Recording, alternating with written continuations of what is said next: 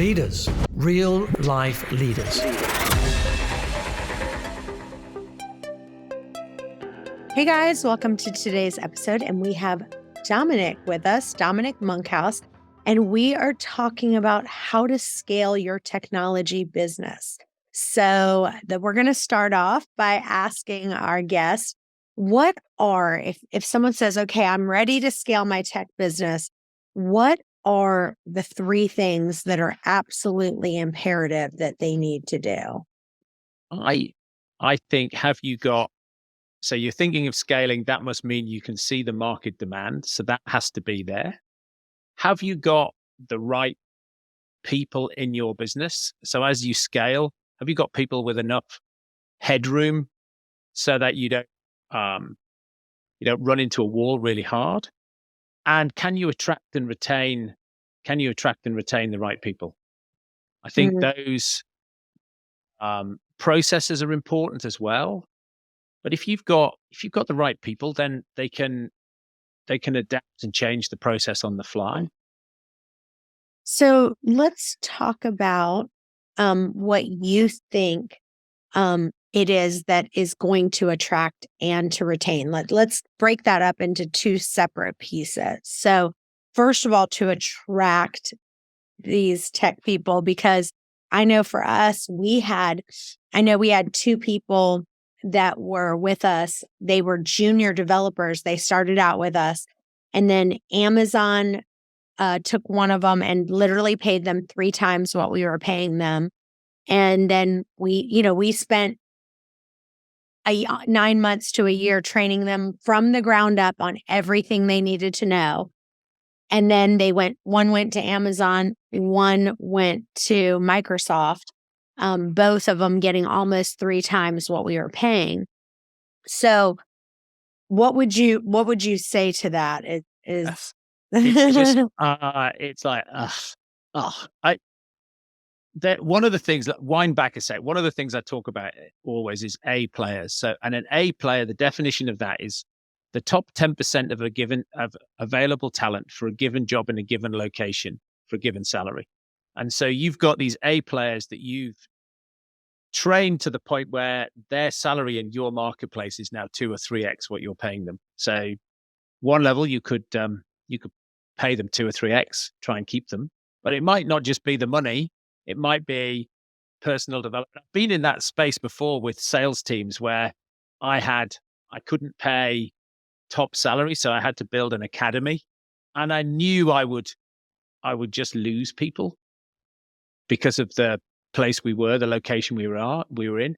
But one of the things you can do is you can say, okay, well, could those people be somewhere else? Could they be somewhere where they couldn't go and work for Microsoft or Amazon? That's possible. Or you've got to be able to give them career opportunities, and that's really hard in a small business. So you can outsource that work to somebody else. You can, instead of building your own stuff, you can use platforms where then hiring people to work on platforms is easier than people to write platform code from scratch.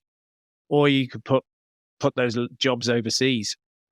And that's just the pain and misery you've got to go through whilst you're small until you can become an employer of choice and, offer the career accelerant that your former employees are getting by moving to Amazon and Microsoft. It's just a real drag, isn't it? It is.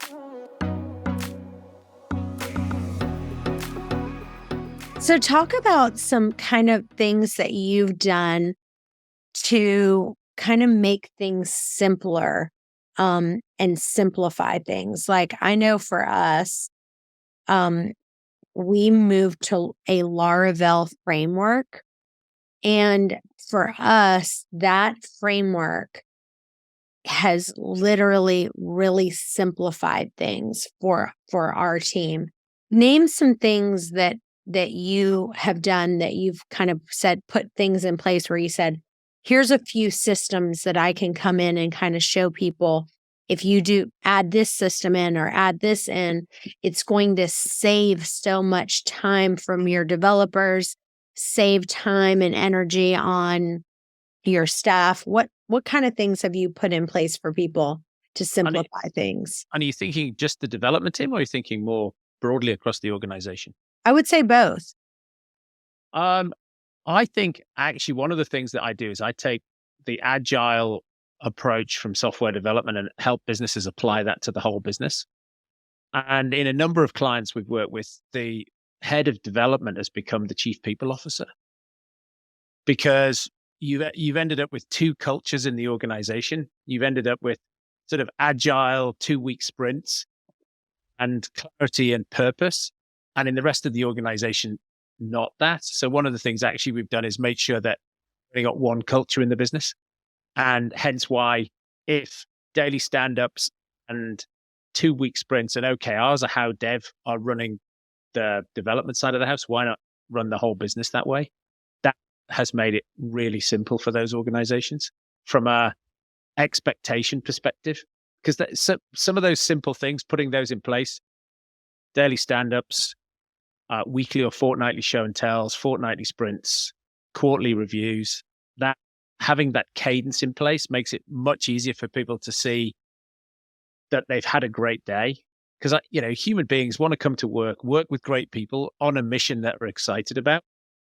And you don't want to come to work and spend all day at work and not know when you go home. When somebody said, "Did you have a good day at work?" You want to be able to say, "I did. I did something meaningful with a great group of people and I had a great day." And so some of that thing is about how do we make sure that everybody's got real clarity on what they're doing every day? If you hired somebody new tomorrow, you might say, "Okay, well, here's a job description." Often people don't have measurements in place, so people don't objectively whether they and you both think they're winning every day. And so that's hugely important to put those sort of job scorecards or metrics in place for every role. Often we have it for sales, but we don't have it often in the rest of the organization. So how do I know this is the right job for me? Well, these are the 3 to 5 things we're going to measure over the next 12 months for this role, for this investment in this position. And if you do these things at this level, then you're going to be excellent in your job. Often that's completely missing in organizations. So people come in, they get busy, but they don't know how they're winning, or bits of the organization are going in opposite directions from each other. So you said something and I missed it. You said, okay, there's a few things that you can put in place, daily stand-ups. And then you said something else and I didn't understand what you said. So I would say we're trying to get a client to move from thinking about the business as an annual cycle down to a quarterly cycle. And in software development, often teams would be doing daily stand-ups and then 2-week sprints. So they'd be saying, okay, this is what we're going to deliver in terms of development in the next 2 weeks.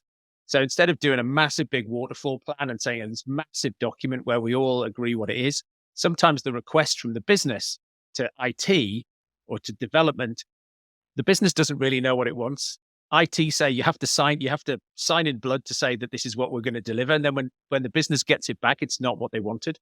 And so a way to get around that is to use a more agile methodology and to say, okay, well, the team are going to go and deliver, and they're going to deliver every 2 weeks. And the development team work like that, and the whole business can work like that as well. So every quarter we say, where are we going to get the business to in the next quarter? And then break that down into sprints.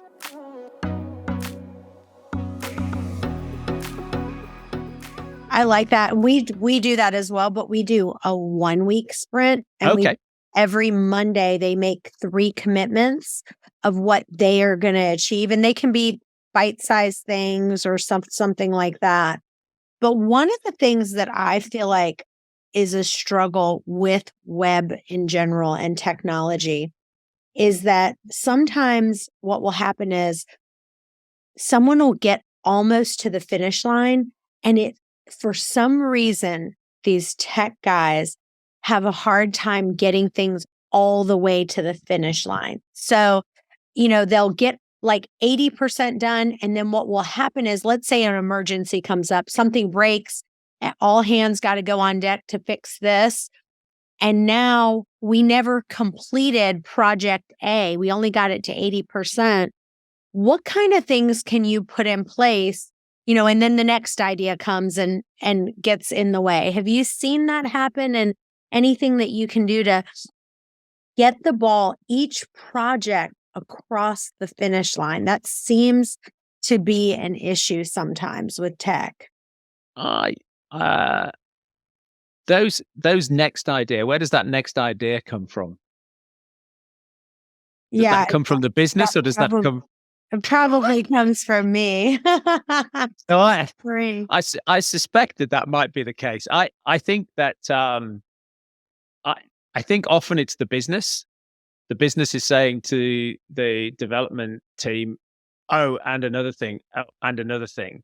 I think often the development team don't have a language to help the business prioritize. And one of the things you can do is you can just think in terms of these requests in your mind. They have a value, and you might be able to prioritize them more easily if the team could say, I don't know if you do this at the minute, like, do you use t-shirt sizes as a sort of a placeholder for complexity and effort?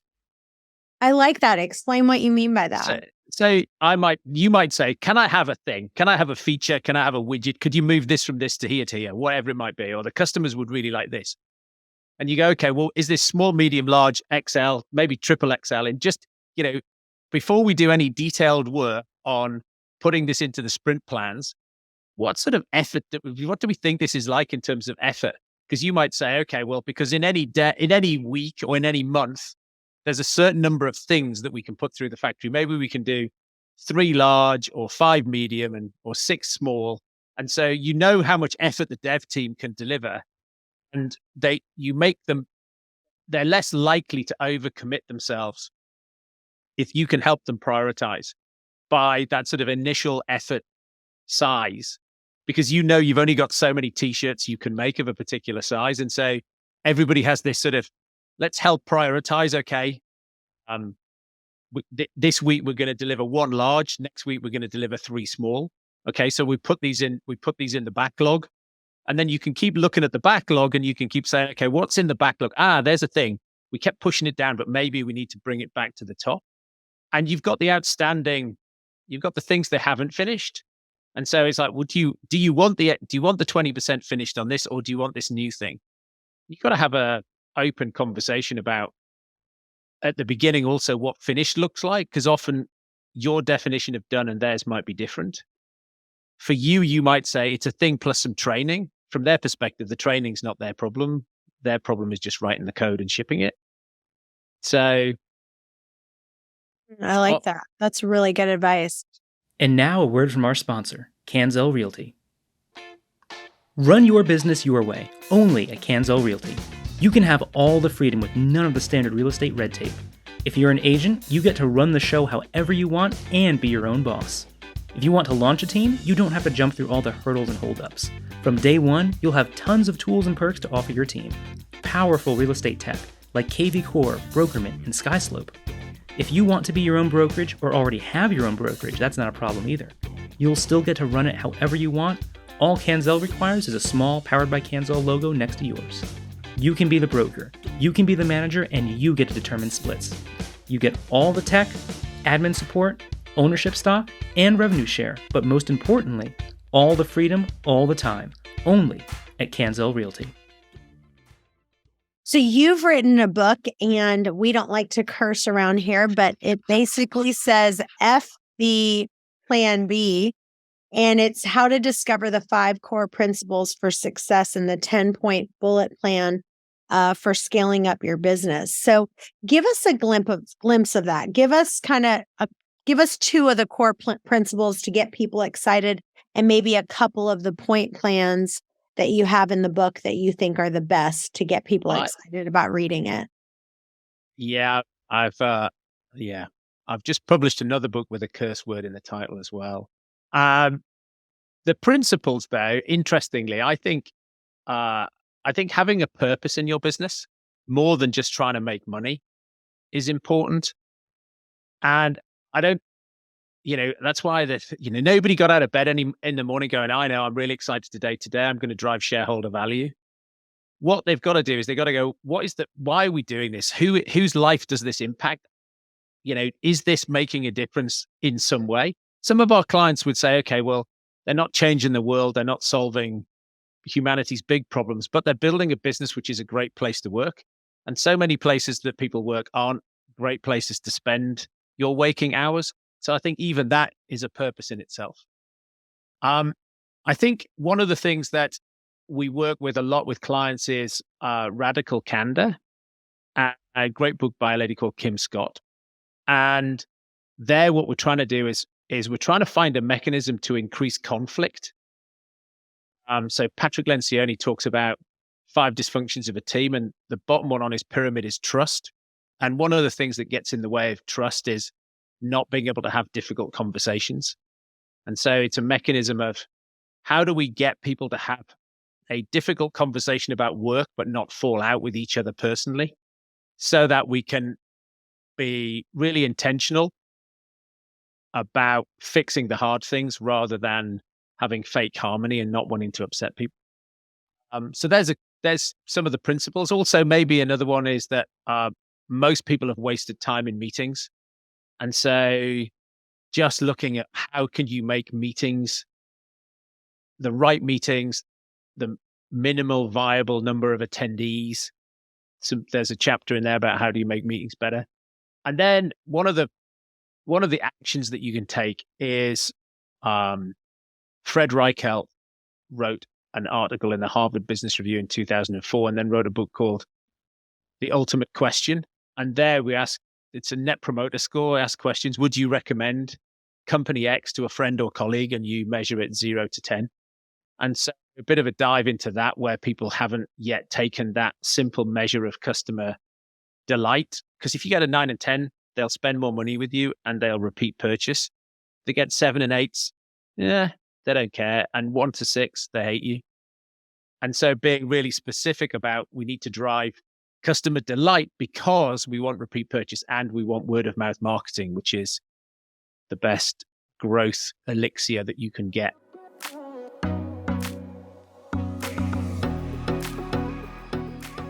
Well, I think that, everyone's talking about, hire the right people. But I think the biggest thing that CEOs are struggling with right now is where to find those people. So where are you, if someone right now was coming to you and saying, look, we've got to hire some web developers, we're in a pickle, what would you say? Give us like 5 different strategies for you to get some web people on someone's radar to be able to have that conversation.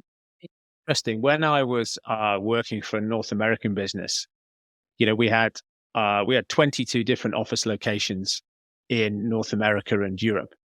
And historically, the dev team were all in San Antonio, Texas. And we said, okay, we're going to advertise we're going to advertise wherever we've got an office. And we ended up with a dev team in Southampton in England. And we could hire better people on less money in Southampton than we could in San Antonio, Texas. So we ended up with a big dev team there. I think certainly if you look at outside of the biggest cities, say from a salary perspective, we said, okay, if people were in New York, then their salary would be X. But if they were in a tier 2 city, it'd be a bit less, and we could probably pay a bit less in a tier 3 city. I was talking to a recruiter in Ireland last week who does dev team recruitment for American SaaS companies coming to Europe or in Europe. And he said they're doing, the dev directors they're working with, they're doing 2 things. They're either fully remote or they're fully back in the office. And so if you're in a location where, people are going to get snaffled by, big tech around your corner, then running your dev team fully remote is another strategy. Then they could be anywhere in the world, frankly. I've got clients in New Zealand who are just about to put a dev team in Bulgaria. I've put dev teams in the past in Bulgaria and South Africa and South America. Or you could outsource it to somebody who has the skills to manage the training and documentation process, and then we'll find you people. I've done that in the past as well. I've gone to companies where they're my people, but can stand up a team, stood up teams in South Africa and Bulgaria in a couple of weeks. Teams of sort of 10 or 15 people using a third party, where they manage the office space and they manage the recruitment, but they're your team on your network and your phone system. So that can be really helpful.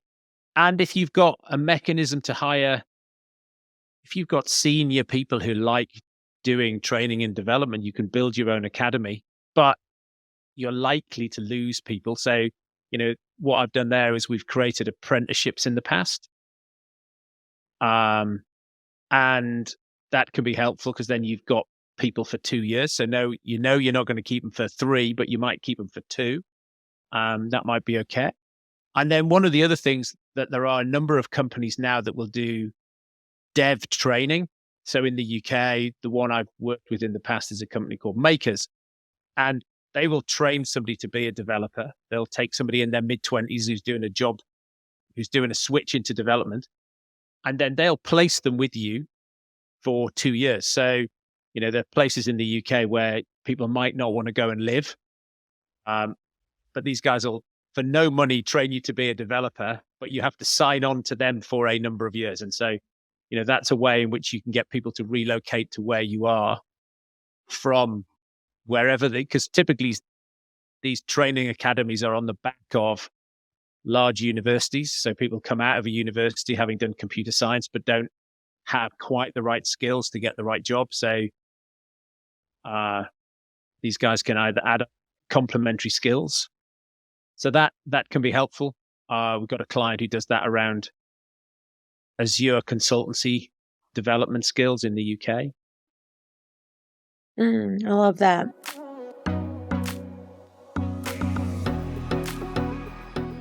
Any tools that you've seen that can help document processes that you are like, to me, out of any position ever, a tech business needs to have really good documentation of all their processes. Is there any tools that you use that you love to be able to kind of hold videos or documentation on what the code is? What would that be for you? The process flow documentation. Certainly we've done it ourselves as a small business. We've had it done to us. So that if any of the team leave, we've got some record of what we did. And actually one of our clients did it for us. They're an Australian business based out in the Philippines. And what they do is you join a Zoom call, they record what the person is doing, and then they capture that in a Google Doc, all the extraneous information, and then they create a process map. And so you do it process by process by process. So you've got a library of videos, and they can do, they do it for people from the other side of the world. So that you what company is that? A company called Smart Sourcing, based out of Cebu in the Philippines. And, they do outsourcing for real estate companies in Australia, doing back office business outsourcing. And so they're dealing with lots of different small companies, lots of different processes, lots of different technologies. And they found the most scalable way to do that is to start by getting somebody to record a Zoom call of the person doing the task you want somebody else to do. Wow, I love that. That's great. Anything else? Any other processes that you've put in place or seen that you think are? Some of the other people I've spoken to are now using a tool called Notion to capture all of that. One of our other clients that does a lot of smart TV dev work uses that exclusively as their tool to capture information and processes, and build. You can almost automate workflows. You can automate workflows with it. So they found that really helpful. They're a bit bigger than we are. We use them. We use them as well. Yeah. Awesome. So that's really good. Great. Well, tell listeners where they can find you, where they can follow you, and where they can get your book. Okay. Well, book Amazon and all good booksellers. Dominic Monkhouse. The company website is monkhouseandcompany.com. And love to connect with anybody on LinkedIn. I'm Dominic Monkhouse on LinkedIn. All right. Well, you guys stay tuned. We've got another episode coming up in just a few. Bye-bye for now. Thanks for listening to this episode of Real Life Leadership. If you'd like to get the show notes or access more resources, log on to reallifeleaders.com/podcast to get the show notes from this episode and any other resources we might have mentioned. And also, we'd love to hear from you. Be sure to review or rate this podcast on Apple Podcasts to help spread the word. And if you have any leadership questions you want answered, email podcast@reallifeleaders.com.